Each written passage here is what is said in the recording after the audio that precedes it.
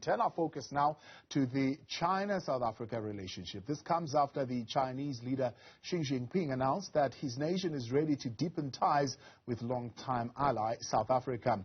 Xi Jinping made the remarks during the phone conversation with President Cyril Ramaphosa, adding that Beijing and Pretoria should continue to support each other on issues of core and mutual interest. China says it's ready to discuss cooperation on COVID-19 vaccine production with South Africa and also support other African countries. So what are the pros and cons of this bilateral relationship? Here to discuss this and more, I'm joined by Gideon Chitanga, a research associate at the Africa Center for Study of the U.S.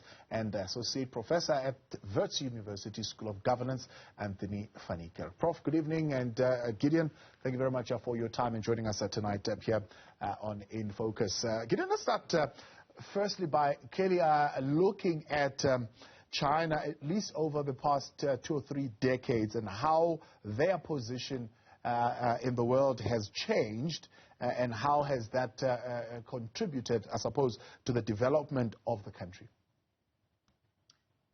Yes, I think that the development of China, particularly the impact of its domestic policies and the transformative socio-economic effects are a huge story that is acknowledged by its detractors or critics and supporters. In the past 5 decades, if you like, China transformed itself from a poor country, raising more than 70 million people out of 700 million out of poverty. I think that is such a remarkable mark. It has modernized. It's one of the biggest technological innovators. It has expanded its reach multilaterally, and it's one of the major global players. So if you consider that, you have to think about how the Communist part of China, as the main policy-making body, has socialized the Chinese people to effectively contribute to policy-making and implementation, tapping from the best of its minds to create such a modern, huge economy. You have also to consider how this process has translated into the global influence that China has now, to the point where we are now reflecting on South Africa as one of the major trading partners. But not only that, China is very connected globally in terms of its trade relations with the U.S., if you like, and other big countries. So I think that in a short half century and in about 100 years of the life of the Chinese Communist Party, which is quite an important player in policy making and government and governance, China has actually evolved successively and made very important achievements. Yeah. Prof. van Nieuwkerk, in that evolution of China, what are the core issues of mutual interest that South Africa could possibly have with China? Yeah, I see 3 things. The first one is economic and trading relations, where we benefit from Chinese imports and exports to China. The second one is China is really a global player, as Gideon has just explained to us, a member of the Permanent 5 on this UN Security Council, an emerging global superpower, or imperial power, as some people say. History would require us to understand our relationship with a rising global superpower. And then thirdly, in terms of peace and security and Africa's place in the world, I think there is a diplomatic role for us to play, because I don't want to sound negative, but there is the perception sometimes that China is ruthless in exploiting natural resources to feed that monster economy that it has to keep going to service its 1.2 or 1.4 billion people. And indeed, it's the world's, manufacturing hub. The Americans can't do with the Chinese, the Europeans can't do with the Chinese, and we can't do with the Chinese. So it behoves our diplomats in South Africa and on the continent to find a way to pursue those issues of mutual interest. And I must say the door is not closed for us. We work together not only in BRICS, but also in a multilateral setup called FOCAC, which sounds funny. But we meet from time to time with our Chinese counterparts, the whole of the continent. Yeah. And then we do exactly what you're asking me about, is how do we pursue matters of mutual interest. And I think Gideon has listed some of them.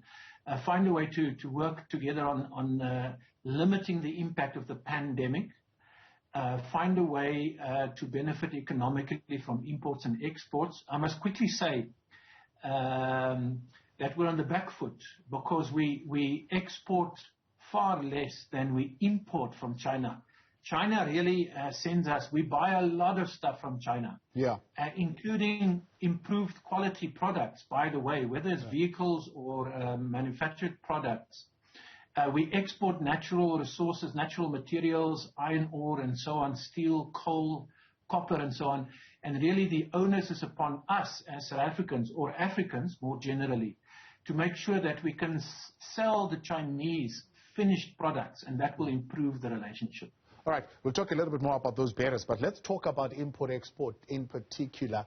The opportunity or the core common issues have also presented some threats, particularly in that area. For example, the textile sector in South Africa still views the Chinese product as a threat to this particular sector in the country. Are those threats, when you weigh them against the opportunities, I suppose they pale in comparison to what we can benefit from the relationship? Prof? You're asking me? Yes. Yeah. So it is true that as we normalized our relationship with China and got rid of Taiwan just after democracy, remember that debacle, President Mandela said, let's recognize both, and the Chinese say, there's only one China, what is wrong with you? They taught us a lesson, and I think that was very instructive for the relationship that then developed or evolved. You know, the Chinese call us a strategic partner. They treat us with respect, and they think that South Africa is a gateway into Africa. We've got a sophisticated infrastructure and so on and so forth, and they make best use of what we have to offer. They are not shy to extend loans and to sell products and to build relationships with South Africans and indeed in the region. The downside is you have to find a way to live with an elephant that is much larger economically, that is much larger than you. So if this thing just moves or sneezes, you know, you have to find a way to reposition yourself very quickly. And indeed, there's been a cost in terms of manufacturing of textiles in the Western Cape in particular, but other countries in the SADC region can say the same thing, Lesotho and others. And so that's been the downside of this evolving relationship.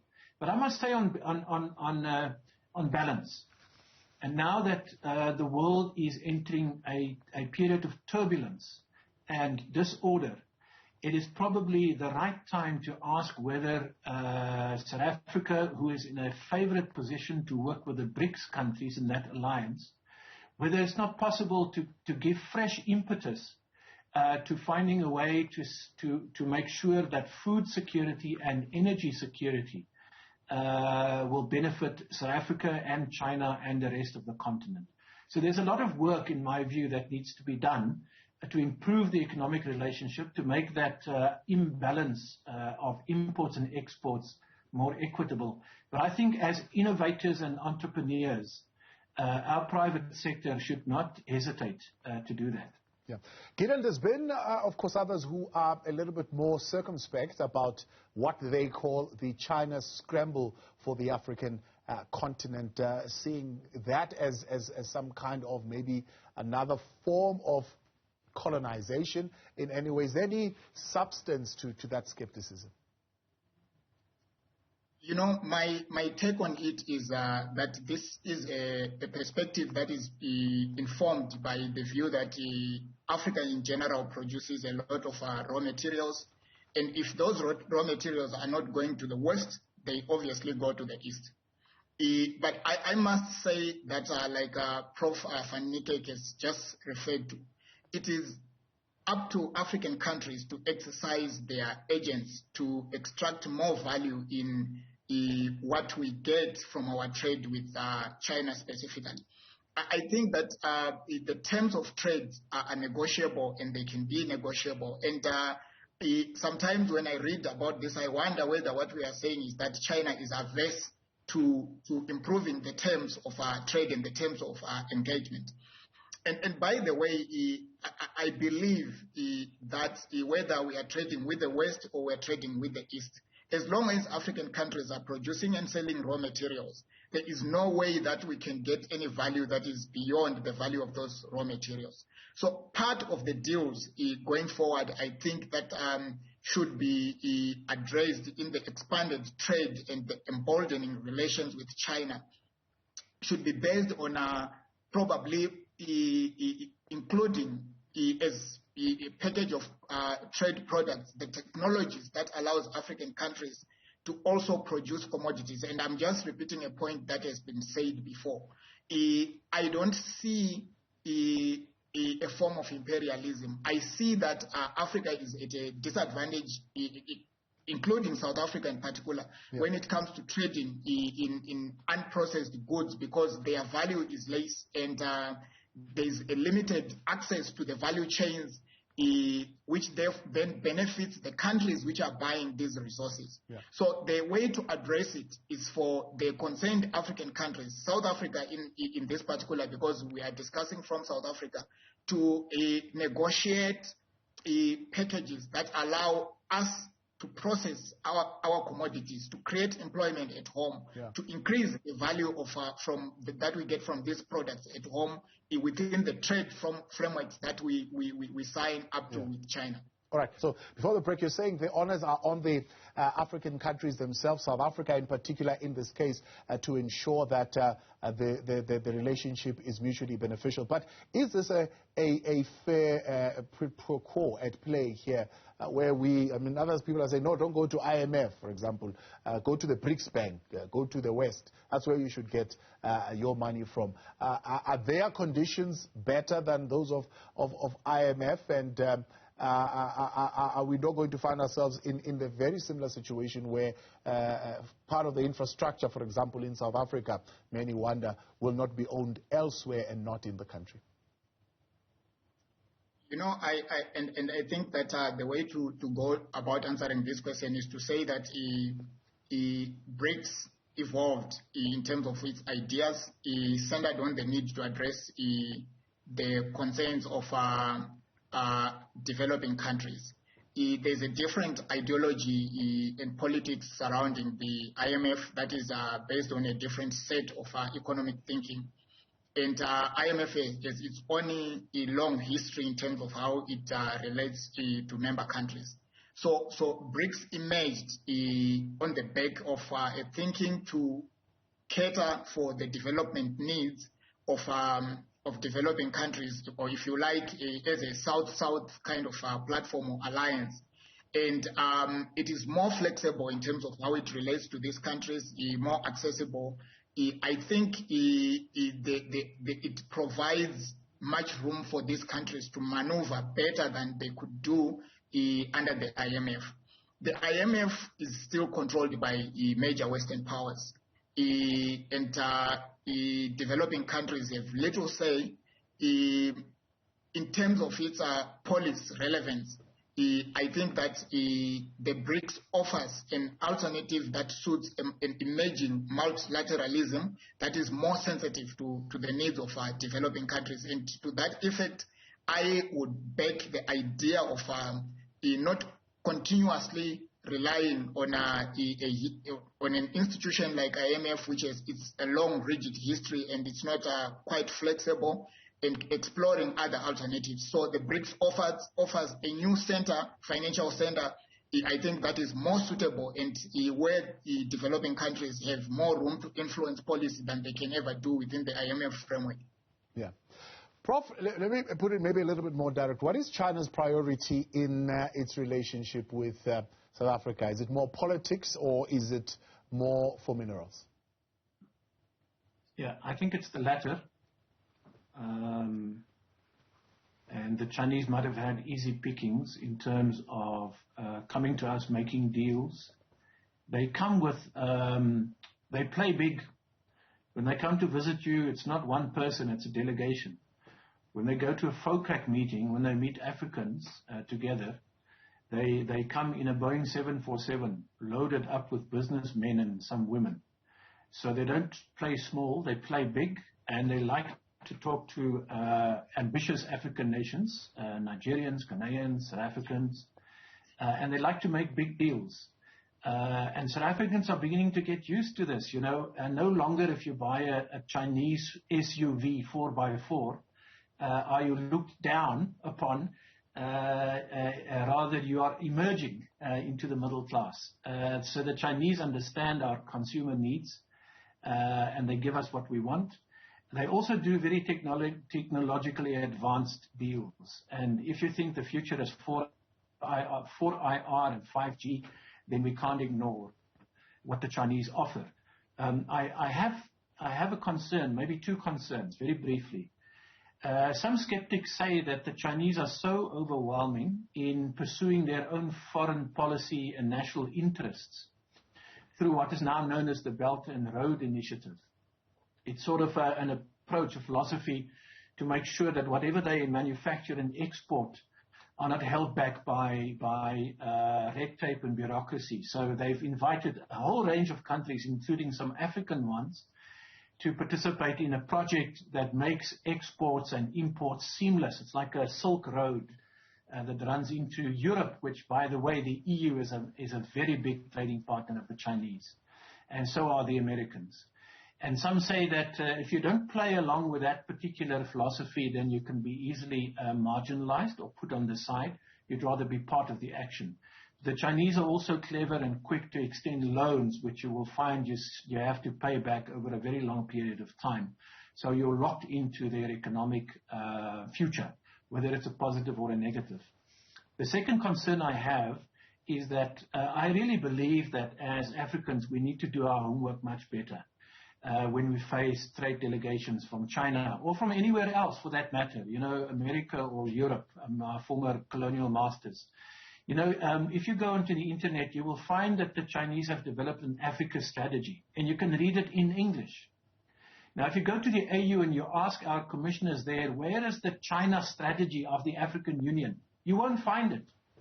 I stand corrected. If I'm wrong, I'll come and apologize to the AU, but I think they have become lazy in helping African member states to develop, you know, interlocked and coordinated strategies to make sure that the Chinese do not play off the one nation against the other, which is part of trade negotiations generally.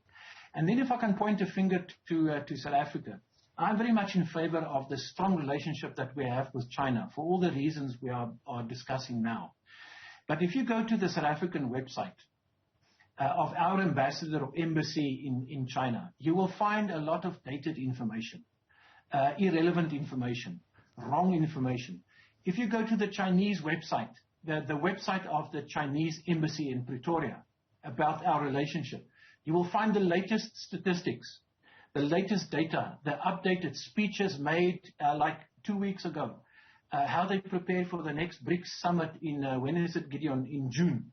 How they prepare the Sherpas to shape the agenda. You know, so what I'm saying, Thabo, is that they are on top of their game. They know what they want from us. And if we want to play this game with an emerging superpower, we shouldn't complain. We should do our homework and be ready. Our foreign affairs and our trade department must be capacitated, I think, to gain from what is emerging now in terms of global order and disorder. There are troubles in Europe and there are troubles with NATO. Yeah. Let's not get involved there and pretend to mediate. I'm actually going right there. Gideon, let's talk about that a bit. There are conflicts in Europe, conflicts in the Ukraine. Others are saying China is now the biggest seller to sub-Saharan Africa and has defense technology ties with over 45 countries on the continent. Is that good or bad? You know, I think that states would always prefer to beef up their security it is in their blood to do that. And in doing so, they will look for partners who will help them to equip themselves. So we cannot judge that as bad or good. It's probably what has to happen. But what is important for me when I look at South Africa and when I look at African countries, it is our nature. It is the diplomacy that is our nature in terms of addressing conflict, and particularly South Africa.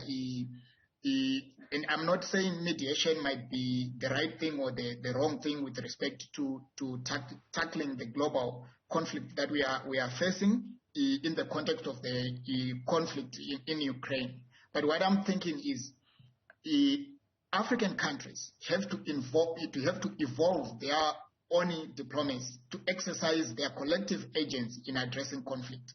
And addressing conflict may not necessarily mean being militarily engaged in fighting wars. It might mean that we are going to be saying that in our view, we think violence is not an option. Maybe we resort to diplomacy. And resorting to diplomacy might mean that we are not going to take sides in conflicts. We are not going to harshly be caught into the game of criticism or deploying sanctions, but we might have to take a neutral position that is balanced by an interest, a demonstrable interest in offering political solutions as an option over engaging in violent conflict. Yeah.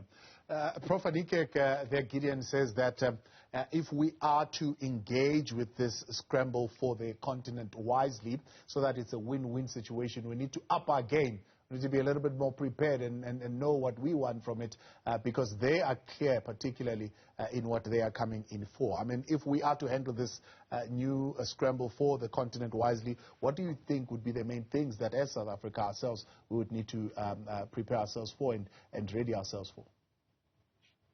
Yeah. You know, the immediate challenge for South Africa in terms of international relations is to comprehend fully the impact of this Ukraine-Russia war on international trade, on economics, on finances, on currencies, on inflation, on supply chains, on food security and energy security. There are people who sing the song that we can close the gaps, you know, with food and wheat exports and gas and oil and so on, but this doesn't happen overnight. It'll take some time, if at all, we can provide those extra resources that the global economy now needs. But I mean, it's just a pointer that we really need to prepare ourselves much better. The other immediate impact is as Russia gets locked out of the global economy, African nations do brisk trade with Russians in terms of weapons. And now those maintenance contracts will be sitting high and dry. Who looks after this? In fact, if I can put it even more starkly, the Europeans have, as we now know, have decided to put all of their investment in peace and security back home.